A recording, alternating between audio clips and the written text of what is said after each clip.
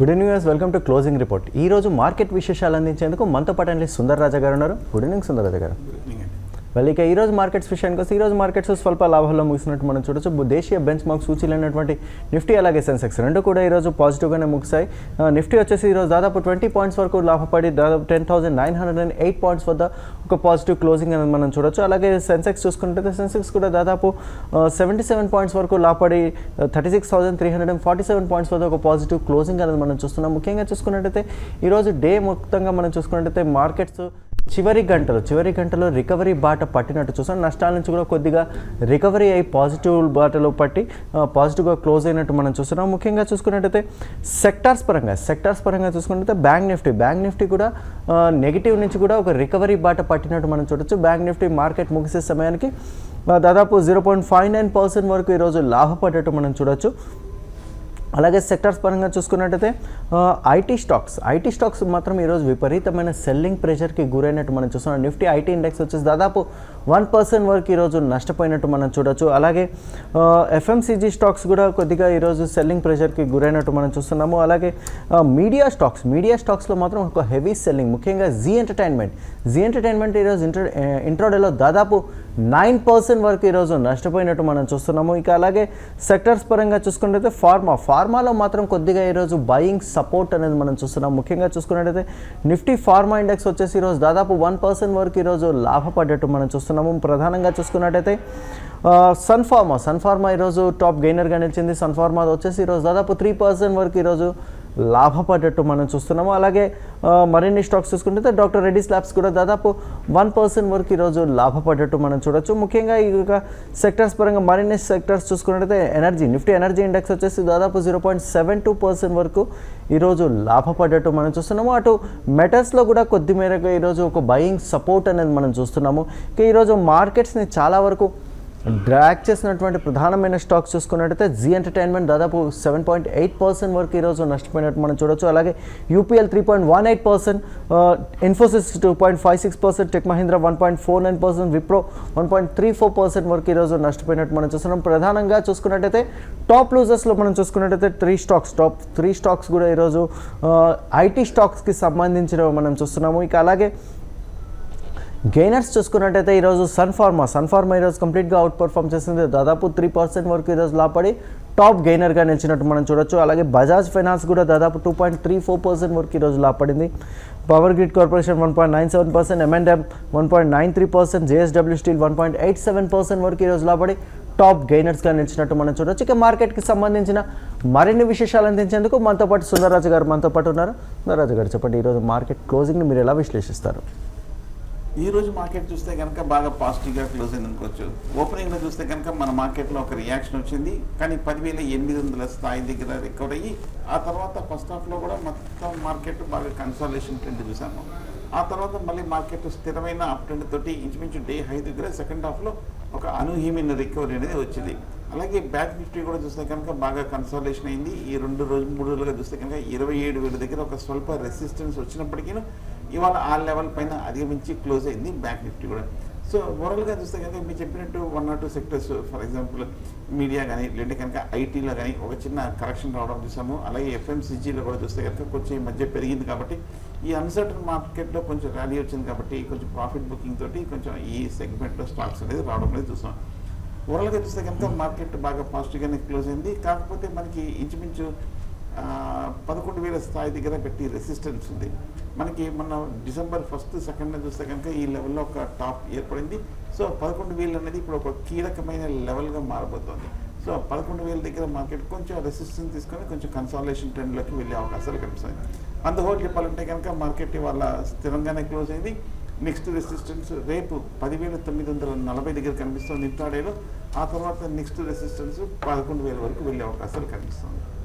ఇక ఐటీ స్టాక్స్లో చూసుకున్నట్టయితే ఈరోజు ఐటీ స్టాక్స్లో విపరీతమైన సెల్లింగ్ ప్రెషర్ అనేది మనం చూస్తున్నాం. ముఖ్యంగా చూసుకున్నట్టయితే ఇన్ఫోసిస్ ఈరోజు దాదాపు 2.56% వరకు ఈరోజు పతనమైనట్టు మనం చూస్తున్నాం. అలాగే టీసీఎస్ చూసుకున్నట్టయితే టీసీఎస్ కూడా దాదాపు 0.32% వరకు ఈరోజు నష్టపోయి ఒక నెగిటివ్ ట్రేడింగ్తో ఈరోజు ముగిసినట్టు మనం చూడొచ్చు. అలాగే టెక్ మహీంద్రా చూసుకున్నట్టయితే టెక్ మహీంద్రా దాదాపు 1.59% వరకు ఈరోజు లాభపడింది, నష్టపోయినట్టు మనం చూడొచ్చు. అలాగే విప్రో కూడా దాదాపు 1.34% వరకు ఈరోజు నష్టపోయింది.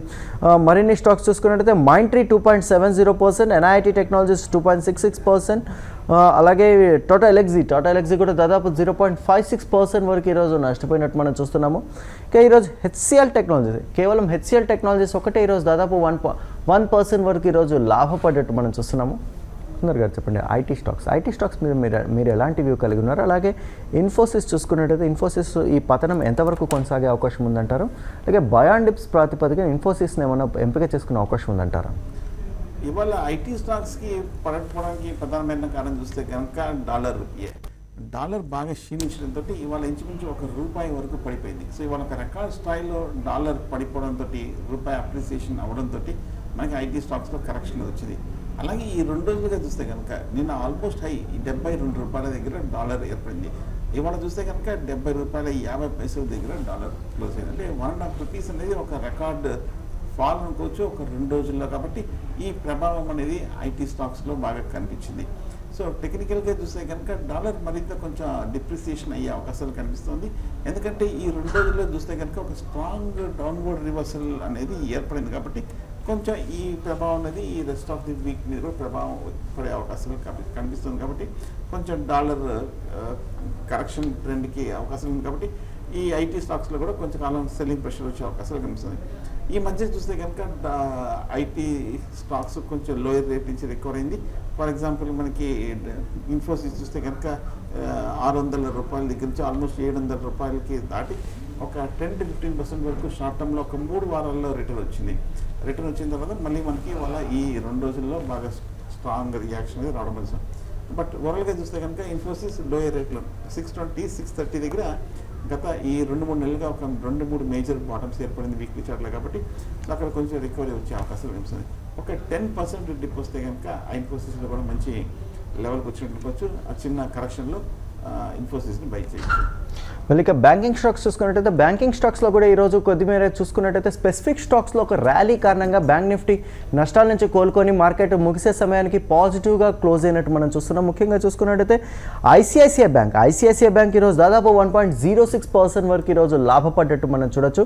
అలాగే మరో స్టాక్ చూసుకున్నట్టయితే ఐడిఎఫ్సి బ్యాంక్ కూడా ఈరోజు కంప్లీట్గా అవుట్ పర్ఫామ్ చేసింది. ఐడిఎఫ్సి బ్యాంక్ వచ్చేసి దాదాపు 4.7% వరకు ఈరోజు లాభపడ్డట్టు మనం చూస్తున్నాము. మరో స్టాక్ చూసుకున్నట్టయితే పంజాబ్ నేషనల్ బ్యాంక్ కూడా దాదాపు 1.92% వరకు ఈరోజు లాభపడింది. ఎస్బీఐలో మాత్రం ఈరోజు దాదాపు 1% వరకు ఈరోజు లాభపడ్డట్టు మనం చూస్తున్నాము. సుందర్ గారు చెప్పండి, బ్యాంకింగ్ స్టాక్స్ మేము ఎలాంటి వ్యూ కలిగి ఉన్నారు? అలాగే ఐసిఐసిఐ బ్యాంక్ చూసుకున్నట్టయితే ఈ మధ్యకాలంలో కంటిన్యూస్గా ఒక అవుట్ పర్ఫార్మెన్స్ అని మనం చూస్తున్నాము. ఈ ర్యాలీ ఎంతవరకు కొనసాగే అవకాశం ఉందంటారు? బ్యాంక్ స్టాక్స్ చూస్తే కనుక కొంచెం పాజిటివ్గా కనిపిస్తుంది. మొన్న కూడా మనం అనుకున్నాము ICICI bank short term by 350 దగ్గర బాగా సపోర్ట్ తీసుకున్నట్టు కొంచెం లాంగ్ పొజిషన్స్ కన్సిడర్ చేయించారు కూడా అనుకున్నాం. రికమెండేషన్ కూడా ఇవ్వడం జరిగింది. సో ఐసిఐసిఐ బ్యాంక్ ఇవాళ 362, 364 దాకా వెళ్ళింది, బాగా స్ట్రాంగ్గా క్లోజ్ అయింది. అలాగే షార్ట్ టర్మ్ కొంచెం పాజిటివ్గానే ఉండే అవకాశాలు కనిపిస్తుంది ఐసిఐసిఐ బ్యాంక్. కాబట్టి లాంగ్ పొజిషన్ని కంటిన్యూ చేయొచ్చు. బ్యాంక్ నిఫ్టీ కూడా 27,000 స్థాయిని బ్రేక్అవుట్ చేసింది. కాబట్టి కొంచెం ట్రెండ్ స్థిరంగానే ఉండే అవకాశాలు కనిపిస్తుంది. అలాగే పిఎస్సి బ్యాంక్స్ కూడా నిన్న అప్ ట్రెండ్తో పాటు ఇవాళ కూడా కొంచెం రికవరీ ఫర్దర్గా వచ్చింది. ముఖ్యంగా మీరు చెప్పినట్టు పంజాబ్ నేషనల్ బ్యాంక్ కూడా పెరిగింది, అలాగే ఎస్బీఐ కూడా పెరిగింది. అలాగే మిగతా స్టాక్స్లో చూస్తే కనుక మనం కొంచెం బ్యాంక్ స్టాక్స్లో పిఎస్సి బ్యాంక్స్లో కన్సిడర్ చేయదగ్గ స్టాక్స్ చూస్తే కనుక Indian bank and bank of India, ఈ 2 స్టాక్స్ కూడా ఈ మధ్యకాలంలో బాగా బీటింగ్ ఉన్న స్టాక్స్. కాబట్టి సో వీటిల్లో కూడా ఒక రికవరీ అనేది ఫర్దర్గా వచ్చే అవకాశాలు కనిపిస్తుంది. అలాగే మనకి బ్యాంక్ ఆఫ్ ఇండియా కూడా చూస్తే కనుక ఈ 2-3 రోజులు కూడా బాగా పెరిగింది. సో ₹100 వరకు వెళ్ళే అవకాశాలు కనిపిస్తుంది. సో అందువల్ల బ్యాంక్స్ కొంచెం పాజిటివ్గానే కనిపిస్తుంది. పిఎస్సి బ్యాంక్స్ కూడా చాలా కాలం బేరిష్ కొంచెం ఇప్పుడు ఒక రిలీఫ్ ర్యాలీలోకి వెళ్తున్నట్టు కనిపిస్తుంది. మళ్ళీ ఆటో స్టాక్స్ చూసుకున్నట్టయితే ఆటో స్టాక్స్లో కూడా ఈరోజు కొద్దిగా చూసుకున్నట్టయితే ఒక బయింగ్ ఇంట్రెస్ట్ అని మనం చూస్తున్నాం. ముఖ్యంగా చూసుకున్నట్టయితే M&M చూసుకున్నట్టయితే ఈరోజు దాదాపు 2% వరకు ఈరోజు లాభపడ్డట్టు మనం చూస్తున్నాం. అలాగే మరిన్ని స్టాక్స్ చూసుకున్నట్టయితే మదర్సన్ సుమి సిస్టమ్స్ కూడా దాదాపు 3% వరకు ఈరోజు లాభపడింది. అలాగే ఎంఆర్ఎఫ్ కూడా దాదాపు 1.79% వరకు ఈరోజు లాభపడ్డట్టు చూస్తున్నాం. టైర్ స్టాక్స్లో కూడా ఈరోజు కొద్దిగా బయింగ్ ఇంట్రెస్ట్ అనేది మనం చూస్తున్నాము. అలాగే మరో స్టాక్ చూసుకున్నట్టయితే టాటా మోటార్స్ కూడా ఈరోజు ఇంట్రెస్టింగ్గా ఒక పాజిటివ్గానే క్లోజ్ అయినట్టు మనం చూస్తున్నాము. సుమర్ గారు చెప్పండి, ఆటో స్టాక్స్లో మనం చూసుకున్నట్టయితే M&M కావచ్చు, అలాగే అశోక్ లేలాండ్ లాంటి స్టాక్స్లో షార్ట్ టర్మ్ వ్యూ ఎలా ఉందంటారు? M&M చూస్తే కనుక లాస్ట్ ఒక 1-2 నెలలుగా చూస్తే కనుక ₹720 దగ్గర స్ట్రాంగ్ సపోర్ట్ తోటి మనకి లాస్ట్ వీక్ ఒక టెక్నికల్గా ఒక రివర్సల్ అనేది ఏర్పడింది. సో ఓవరాల్గా చూస్తే కనుక M&M ఈ మధ్య హై నుంచి బాగా కరెక్షన్ అయింది, ఒక 20% వరకు డిప్ రావడం చూసాము. డిప్ వచ్చిన తర్వాత ఈ లెవెల్లో కొంచెం రికవరీ అనేది వచ్చింది. అలాగే ఫండమెంటల్ కూడా చూస్తే కనుక ఎలక్ట్రిక్ సెగ్మెంట్లో కార్స్ రాబోతున్నాయి అన్న కొన్ని వార్తలు కూడా రావడం మంచిసాము. ఇవి కూడా చూస్తే కనుక M&Mకి బాగా పాజిటివ్గానే కనిపిస్తుంది. అలాగే అశోక్ లేలాండ్ కూడా చూస్తే కనుక 100 రూపాయల దగ్గర సపోర్ట్ తీసుకొని కొంచెం ఒక స్వల్ప రికవరీ కనిపిస్తుంది. 100 రూపాయల దగ్గర లాస్ట్ ఒక కపుల్ ఆఫ్ మంత్స్గా చూస్తే కనుక ఒక స్ట్రాంగ్ రికవరీ అనేది వస్తుంది. సో నేను అనుకుంటున్నా అశోక్ లేలాండ్ని ఇది ఒక ఫస్ట్ బయింగ్ పాయింట్గా అనుకొని ఈ లెవెల్లో కొంచెం కన్సిడర్ చేయొచ్చు అశోక్ లేలాండ్ని. అలాగే టాటా మోటార్స్ కొంచెం బాగా బేరిష్ ట్రెండ్ తర్వాత ఈ 2 వారాల తర్వాత ఒక స్వల్ప రికవరీ అనేది వచ్చింది. 150-155 రూపాయల దగ్గర కొంచెం సపోర్ట్ తీసుకుంది, 170 రూపాయల దగ్గర క్లోజ్ అయింది. బట్ టాటా మోటార్స్ మటుకు కొంచెం అండర్లైనింగ్ ట్రెండ్ బాగా పడిపోయినట్టు మనకి తెలిసిందే. సో ఓవరాల్గా మనకి ఆ జాగ్వార్ సేల్స్ కూడా ఇంకా కన్సర్న్స్ అనేది ఇంకా ఉండడంతో ఈ స్టాక్లో బాగా కరెక్షన్ ట్రెండ్ కంటిన్యూ అవుతుంది. మేబీ ఒక రిలీఫ్ ర్యాలీ వచ్చే అవకాశాలు కనిపిస్తుంది. అలాగే టీవీఎస్ మోటార్స్ ఒకటి 530-540 దగ్గర నుంచి బాగా రికవర్ అయింది. ఈ 2 వారాలు చూస్తే కనుక 550 పైన సస్టైన్ అయింది కాబట్టి షార్ట్ టర్మ్ అప్ ట్రెండ్ 600-605 వరకు వెళ్ళే అవకాశం ఉంది. ఎందుకంటే సెప్టెంబర్ 2nd వీక్ 3rd వీక్లో 605 దగ్గర ఒక మేజర్ టాప్ ఏర్పడింది వీక్లీ చార్ట్లో. అలాగే జూలై 1st వీక్ 2nd వీక్లో కూడా 600-605 దగ్గర స్ట్రాంగ్ టాప్ ఉంది కాబట్టి అది నెక్స్ట్ లెవెల్స్ అనుకోవచ్చు. సో కాబట్టి వీటిని కొంచెం టీవీఎస్ మోటార్స్ కొంచెం ఎక్స్పెన్సివ్గా కనిపిస్తుంది. బట్ కొంచెం అశోక్ లేలాండ్, M&M ఇలాంటి స్టాక్స్ని కన్సిడర్ చేయొచ్చు. కాకపోతే మారుతి కూడా తీసుకోవచ్చా అని కొందరు ఇన్వెస్టర్లు అడుగుతున్నారు. మారుతి మటుకు చూస్తే కనుక బాగా పెరిగినట్టు ఈ మధ్య మనకి తెలిసింది. ఈ మధ్య చూస్తే కనుక 6,600 నుంచి 7,700 వరకు ఒక 1,000 రూపాయలు ఒక 15% వరకు ఒక స్పర్ట్ అనేది వచ్చింది. ఓవరాల్గా ట్రెండ్ పాజిటివ్గానే ఉంది కాబట్టి ఫ్రెష్ బయింగ్ అయితే అవాయిడ్ చేయడం మంచిది. ఎందుకంటే ఒక కరెక్షన్ లేకుండా ఒక కొన్ని వారాలుగా పెరుగుతూ వస్తుంది కాబట్టి ఒక డిప్ వచ్చాక బై చేయొచ్చు, ఉన్నాయంటే కనుక హోల్డ్ చేయొచ్చు. వాళ్ళకి ఎనర్జీ స్టాక్స్లో చూసుకున్నట్టయితే ఎనర్జీ స్టాక్స్లో కూడా ఈరోజు బయింగ్ ఇంట్రెస్ట్ అనేది మనం చూస్తున్నాం. ముఖ్యంగా చూసుకున్నట్టయితే ఆయిల్ మార్కెటింగ్ కంపెనీస్లో కూడా ఈరోజు కొద్దిగా బయింగ్ ఇంట్రెస్ట్ అనేది మనం చూడొచ్చు. ముఖ్యంగా భారత్ పెట్రోలియం వచ్చేసి ఈరోజు దాదాపు 0.83% వరకు ఈరోజు లాభపడింది. అలాగే గెయిల్ ఇండియా వచ్చేసి ఈరోజు దాదాపు 0.38% వరకు లాభపడింది. హిందుస్థాన్ పెట్రోలియం 1.27%, అలాగే ఇండియన్ ఆయిల్ కార్పొరేషన్ 1.29% వరకు ఈరోజు లాభపడ్డట్టు మనం చూస్తున్నాం. ముఖ్యంగా చూసుకున్నట్టయితే రిలయన్స్ ఇండస్ట్రీస్ ఈరోజు దాదాపు 0.6% వరకు ఈరోజు లాభపడ్డట్టు మనం చూస్తున్నాము. సుందర్ గారు చెప్పండి, రిలయన్స్ ఇండస్ట్రీస్కి సంబంధించినంత వరకు షార్ట్ టర్మ్ వ్యూ ఎలా ఉండొచ్చు అంటారు? షార్ట్ టర్మ్లో చూస్తే కనుక రిలయన్స్ ఇండస్ట్రీస్ కొంచెం పాజిటివ్గానే కనిపిస్తుంది. ఎందుకంటే ఈ మధ్యకాలంలో 1,300 రూపాయల దగ్గర నుంచి రిలయన్స్ ఇండస్ట్రీస్ 1,000 రూపాయల వరకు డిప్ రావడము, 1,000 రూపాయల దగ్గర కొన్ని వారాలుగా బాగా కన్సాలిడేషన్ అయింది. సో లాస్ట్ వీక్ చూస్తే కనుక ఇంచుమించు 1,050 రూపాయల దగ్గర నుంచి బాగా రికవర్ అయ్యి డే హై దగ్గర వీక్లీ హై దగ్గర 1,100 పైన క్లోజ్ అయింది. కాబట్టి ఒక కరెక్షన్ తర్వాత స్ట్రాంగ్గా ఉంది కాబట్టి టెక్నికల్గా పాజిటివ్గా కనిపిస్తుంది. So Reliance industries short term view strong అనేది నా ఉద్దేశం అయితే 1,130 రూపాయల దగ్గర క్లోజ్ అయింది కాబట్టి 1,130 రూపాయల దగ్గర రిలయన్స్ ఇండస్ట్రీస్ బై చేయొచ్చు. 1,110 రూపాయల కింద ఇనీషియల్ స్టాప్ లాస్ అనేది పెట్టుకోవాలి క్లోజింగ్ బేసిస్ మీద. స్టాక్ కనుక ఇక్కడ నుంచి పెరుగుతూ 1,170, 1,180కి వెళ్ళినప్పుడు స్టాప్ లాస్ కూడా ప్రైస్కి ఒక 3% కింద పెంచుకుంటూ రావడం అనేది ట్రైలింగ్ స్టాప్ లాస్ అనేది most important. So short term view పాజిటివ్గా కనిపిస్తుంది రిలయన్స్ ఇండస్ట్రీస్. సో షార్ట్ టర్మ్లో ఒక బై అనుకోవచ్చు విత్ స్టాప్ లాస్. well ఇక స్టాక్ స్పెసిఫిక్ యాక్షన్ పరంగా చూసుకున్నట్టయితే గుజరాత్ నర్మదా వ్యాలీ ఫెర్టిలైజర్స్ ఈ స్టాక్ మనం చూసుకున్నట్టయితే ఈ స్టాక్ ఈరోజు ఇంట్రాడేలో దాదాపు 7% వరకు ఈరోజు లాభపడ్డట్టు మనం చూస్తున్నాం. ఈ స్టాక్ కూడా మనం గమనించినట్టయితే ఈ స్టాక్ దాదాపు 52 వీక్స్ హై నుంచి కూడా కరెక్షన్కి గురవుతూ వస్తుంది. ఈ స్టాక్ మనం గమనించినట్టయితే అక్కడి నుంచి కూడా ఒక రికవరీ బాట పట్టినట్టు మనం చూస్తున్నాము. లో నుంచి కూడా సుందర్ గారు చెప్పండి, గుజరాత్ నర్మదా వ్యాలీ ఫెర్టిలైజర్స్ ఈ స్టాక్కి సంబంధించినంత వరకు వాల్యుయేషన్స్ ఎలా ఉన్నాయంటారు? గుజరాత్ నర్మదా చూస్తే కనుక GNFC ఈ మధ్యకాలంలో అంటే షార్ట్ టర్మ్లో చూస్తే కనుక 450 రూపాయల నుంచి 330 రూపాయల వరకు కంటిన్యూస్గా పడుతూ వచ్చింది. 330 రూపాయల దగ్గర మనకి గత 2-3 నెలలుగా బాగా స్ట్రాంగ్ సపోర్ట్ అనేది తీసుకుంది. సపోర్ట్ తీసుకొని ఈ వారంలో చూస్తే కనుక కొంచెం వాల్యూమ్స్ తోటి బాగా పెరగడం అనేది చూసాము ఈ మేజర్ ఫెర్టిలైజర్ స్టాక్. ఓవరాల్గా చూస్తే కనుక ఆల్మోస్ట్ డెట్ ఫ్రీ కంపెనీ అనుకోవచ్చు. ఓవరాల్గా చూస్తే కనుక ఈ మధ్య కొంచెం ప్రమోటర్ స్టేక్ కూడా పెరిగినట్టు కూడా కొన్ని వార్తలు రావడం అని చూసాము. అలాగే PE ratio valuations point of వ్యూలో చూస్తే కనుక ఈ ఇండస్ట్రీలో Gujarat Narmada fertilisers one of the lowest PEగా కనిపిస్తుంది.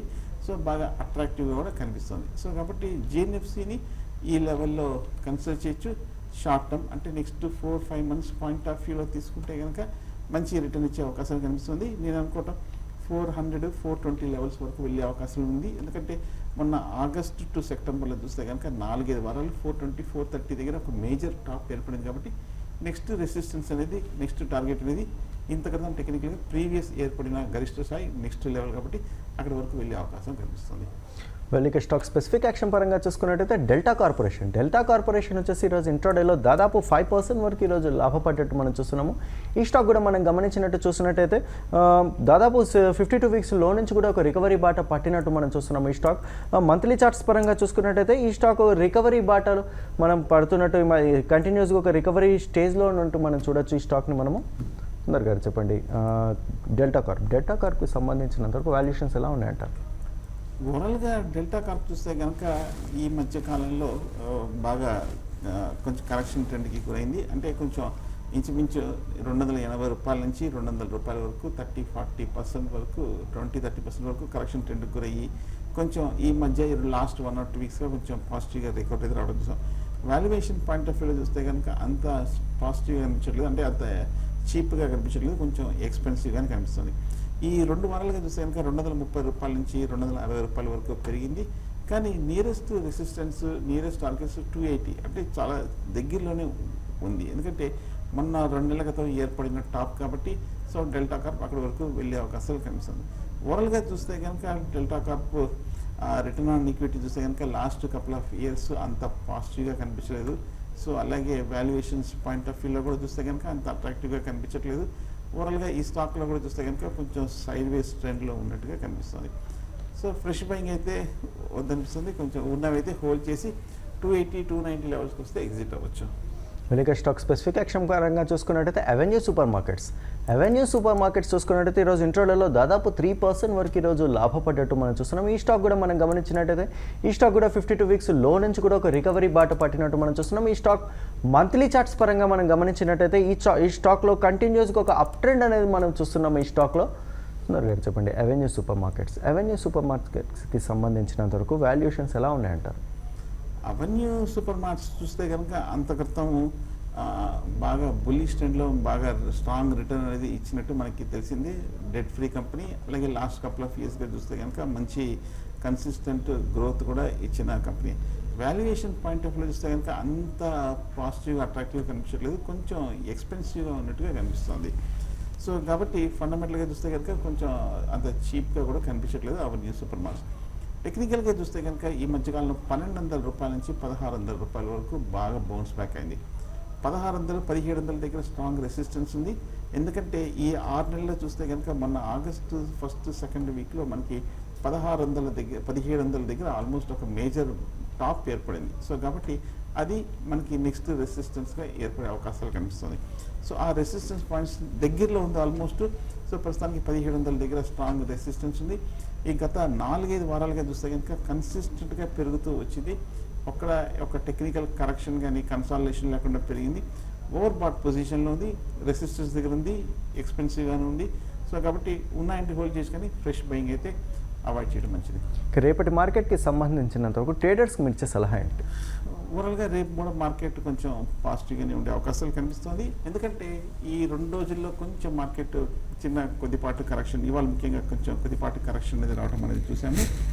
ఇవాళ కరెక్షన్ తర్వాత మార్కెట్ లో నుంచి బాగా టెక్నికల్గా రివర్సల్ ఏర్పడింది. సో కాబట్టి రేపు కూడా మార్కెట్ పాజిటివ్గానే ఉండే అవకాశాలు కనిపిస్తుంది. రేపు 10,940 దగ్గర రెసిస్టెన్స్ కనిపిస్తుంది. అంటే 30-40 పాయింట్స్ దూరంలో ఉంది. సో 10,940 పైన కనుక అక్సెప్ట్ అయితే మళ్ళీ లాంగ్ పొజిషన్స్ అటెంప్ట్ చేయొచ్చు. 11,000 వరకు వెళ్ళే అవకాశాలు కనిపిస్తుంది. సో 11,000 అనేది కీలకమైన లెవెల్స్ మనం గత కొన్ని రోజులుగా చెప్పుకుంటున్నాము. ఆ లెవెల్ దగ్గర కన్సాలిడేషన్ వచ్చి ఆ లెవెల్ కూడా ఫర్దర్ బ్రేక్అవుట్ అవుతుందా అనేది నెక్స్ట్ మనం టెక్నికల్గా చూడాల్సిన అంశం. సో ఓవరాల్గా మార్కెట్ పాజిటివ్గా అనేది. రేపు levels to watch 10,940 hire side, lower side 10,860 support. Thank you Sundar గారు. ఇవి క్లోజింగ్ రిపోర్ట్ విశేషాలు. Keep watching TV5 Money.